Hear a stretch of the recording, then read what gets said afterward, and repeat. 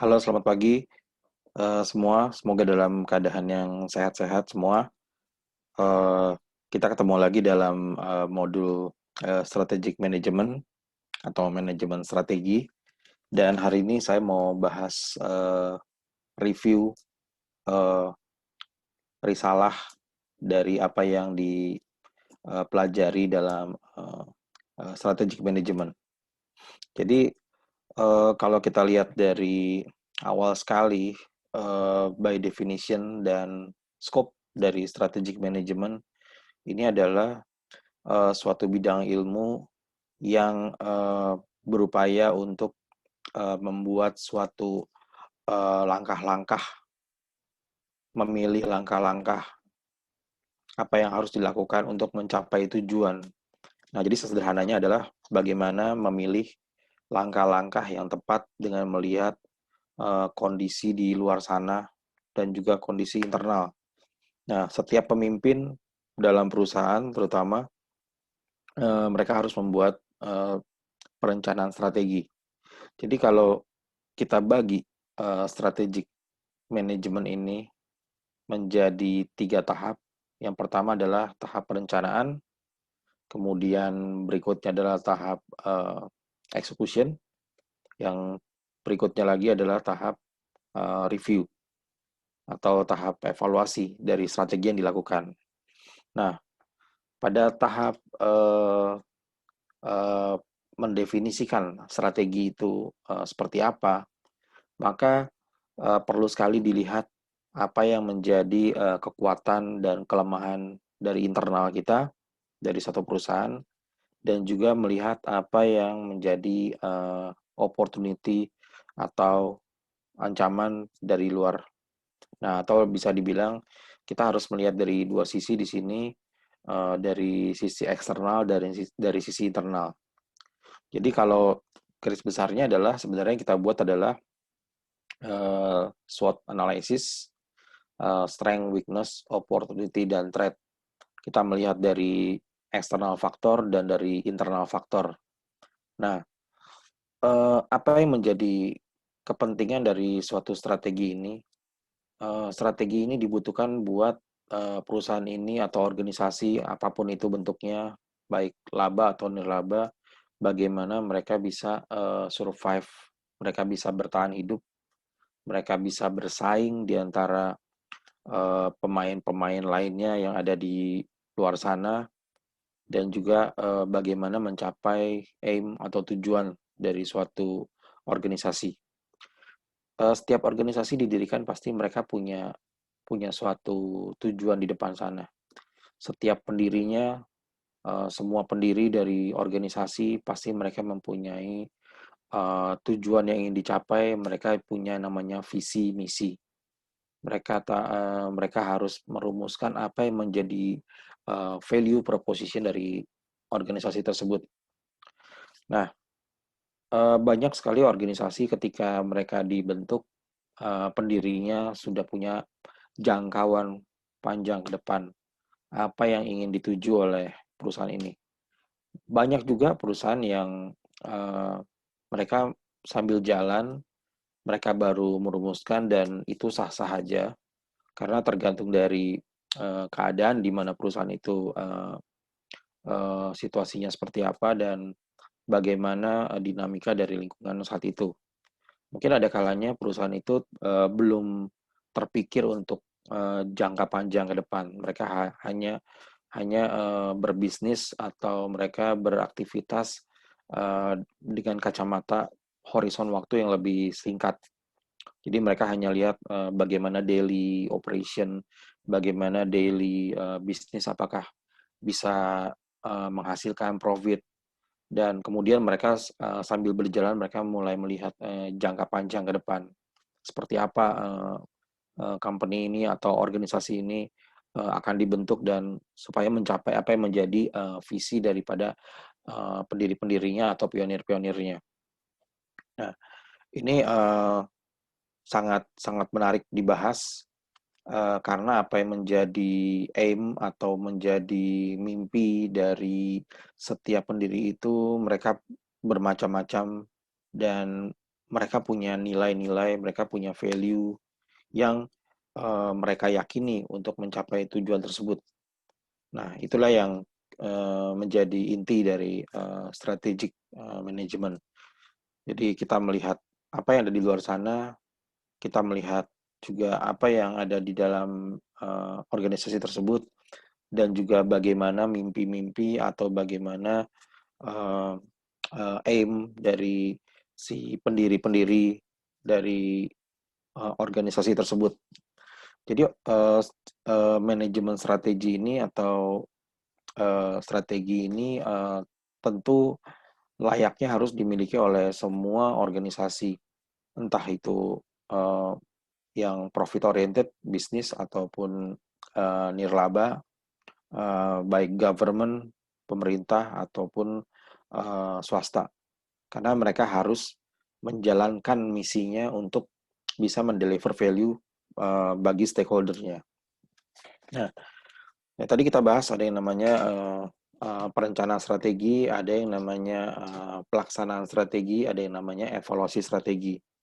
Jadi perencanaan strategi ini akan melahirkan rekomendasi-rekomendasi dari langkah-langkah yang harus dilakukan agar dapat bersaing, agar dapat survive dan sustainable, berkelanjutan. Kemudian pada tahap pelaksanaan dari strategi, maka strategi itu akan diterjemahkan, akan dilaksanakan menjadi kegiatan-kegiatan atau aktivitas atau yang kita sebut dengan inisiatif atau project ataupun suatu pekerjaan. Jadi untuk melaksanakan apa yang tadi dirumuskan dalam rencana, peta rencana tadi. Nah, setelah strategi ini dilaksanakan, tentunya banyak sekali kemungkinan hasil yang diperoleh. Bisa jadi pelaksanaan strategi ini tepat adanya dan mereka bisa menghasilkan profit yang baik, bisa bersaing dengan baik, dan tentunya indikator-indikator uh, dari pelaksanaan tersebut akan uh, membuat perbedaan antara yang berhasil dan yang tidak berhasil. Nah, itulah yang kemudian akan dievaluasi strategi tersebut. Jadi bisa terjadi yang dulu dirumuskan itu ternyata tidak sesuai, ketika dilaksanakan itu tidak sesuai dengan apa yang dibayangkan pada saat itu atau apa yang diproyeksikan pada saat itu. Sangat mungkin terjadi dalam kondisi lingkungan yang berubah, yang kita kenal yang dengan istilah yang namanya VUCA, VUCA. Itu banyak sekali strategi-strategi yang tidak berhasil dengan baik karena ternyata apa yang mereka lakukan itu tidak sesuai, tidak relevan, tidak fit dengan apa yang terjadi di masyarakat atau dunia. Nah, uh, itulah kita perlu yang namanya evaluasi. Ketika kita mengevaluasi strategi yang dibuat, maka menjadi penting untuk melihat apa yang sudah berjalan dengan baik pada saat pelaksanaan, mana yang mungkin harus di-adjust atau mana yang harus diganti.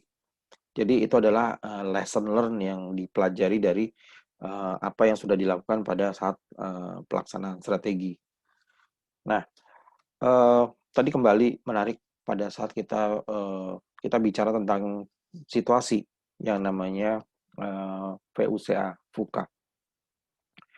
VUCA singkatan dari V-nya adalah volatile, U-nya adalah uncertainty, C-nya adalah complexity, dan A-nya adalah ambiguity.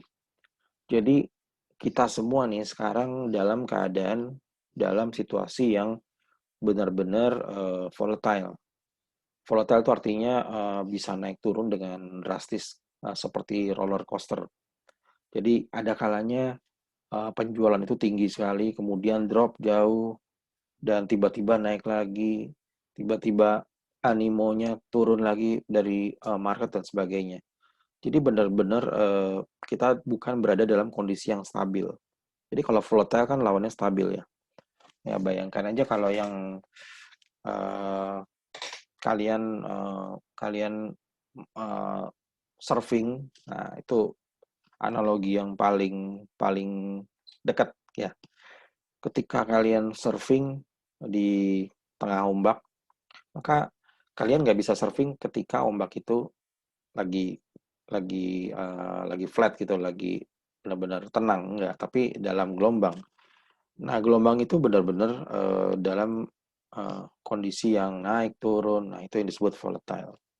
Nah, kita bisa kelihatan kalau indikatornya dari misalnya dari harga saham, bagaimana harga-harga atau penjualan itu bisa naik turun, bagaimana eh, konsumen kita juga bisa berubah-ubah. Nah, itu yang disebut dengan volatile. Kemudian U-nya adalah uncertainty. Jadi ketika kita melihat situasi di luar sana, yang terjadi saat ini di era milenial ini adalah kondisinya juga uncertainty, kita nggak tahu apa yang akan terjadi besok, minggu depan kita nggak tahu. Banyak sekali rencana-rencana yang tahun ini sudah ditetapkan, ternyata harus gagal karena pandemi. Kita outbreak sekitar bulan Maret 2020 ya. Sedangkan di Cina sudah lebih awal. Dan banyak sekali rencana-rencana bisnis yang tahun ini nggak bisa direalisasikan karena semua harus cancel, harus di-adjust karena kondisi ini. Tidak ada seorang pun yang juga uh, menya, uh, mem, apa namanya membayangkan ini terjadi. Nah, itu benar-benar uncertainty. Jadi semua organisasi ya harus terbiasa dengan yang namanya dalam suasana yang benar-benar tidak pasti. Dan mereka memang harus menyiapkan yang namanya planning, perencanaan untuk mengantisipasi bila terjadi sesuatu yang di luar dari dugaan kita, di luar dari asumsi-asumsi dasar kita. Nah, itu yang kita bilang dengan uncertainty. Itulah kondisi kita sekarang. Jadi sekarang semua orang udah mulai terbiasa dengan sesuatu yang tidak pasti. Kita membuat rencana-rencana juga dengan banyak sekali risk assessment, atau kita harus punya pelampung yang banyak kalau misalnya kita mau melangkah. Nah, kemudian yang berikutnya adalah yang namanya complexity. Nah, apa sih yang dibilang kompleks? Kompleks itu artinya banyak faktor. Artinya banyak sekali kekuatan-kekuatan faktor ya yang mempengaruhi dan saling mempengaruhi, saling terkait. Jadi ini bukan hanya yang A mempengaruhi B, tapi ternyata ada X, Y, Z, ada A, B, C mempengaruhi dan mereka saling terkait. Nah, ini contohnya adalah ketika kalian melihat bagaimana perang dagang di Amerika dan Cina yang sekarang terjadi. Imbasnya apakah pada mereka berdua? Enggak. Ternyata ke seluruh dunia, ke seluruh kawasan. Kemudian yang terjadi di dalam satu kawasan akan berefek pada tempat lainnya. Kenapa? Banyak sekali, semua saling terkait di dunia ini. Supply chain kita juga saling terkait antara satu negara dengan negara lainnya. Mana sih negara yang nggak ada import? Sebuah negara pasti ada lalu lintas dari barang yang keluar masuk gitu ya. Kita butuh barang-barang, kita butuh raw material juga, kita butuh mesin dari banyak negara, dan sebaliknya banyak negara juga membutuhkan raw material dari Indonesia. Sehingga dunia ini benar-benar saling terkait dan kompleks karena yang satu tergantung sama yang lainnya. Kemudian faktornya juga bukan hanya lalu lintas barang, ada juga faktor keamanan, faktor lingkungan. Jadi banyak sekali faktor-faktor yang mempengaruhi dari suatu organisasi, dari kehidupan kita juga sangat banyak faktor, energi, regulasi segala macam. Nah, itu yang terjadi, complexity. Jadi kalau di